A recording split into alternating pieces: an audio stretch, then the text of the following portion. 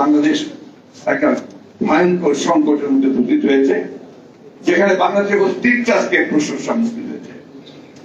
এমন একটা শাসক গোষ্ঠী জোর করে ক্ষমতা দখল করে বসে আছে, যারা বাংলাদেশের সমস্ত প্রতিষ্ঠানগুলোকে ধ্বংস করে দিয়েছে। 1971 সালে এরা প্রায় সবাই মুক্তিযোদ্ধা ছিল, আপনারা অনেকে মুক্তিযোদ্ধা ছিলেন।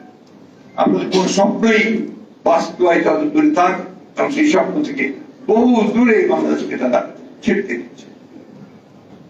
এই অবস্থার প্রেক্ষিতে আজকে সিরাজুল খানকে আমরা নতুন করে মনে করা দরকার যে অসাধারণ সাংগঠনিক শক্তি, তার সেই তাত্ত্বিক দার্শনিক যে যোগ্যতা, সেই যোগ্যতা নিয়ে তিনি বাংলাদেশের মানুষকে ঐক্যবদ্ধ করতে এবং সংগ্রামী করে স্বাধীন হতে তিনি সাহায্য করেছিলেন। আজকে আমরা এমন একটা শাসক গোষ্ঠীর যাতে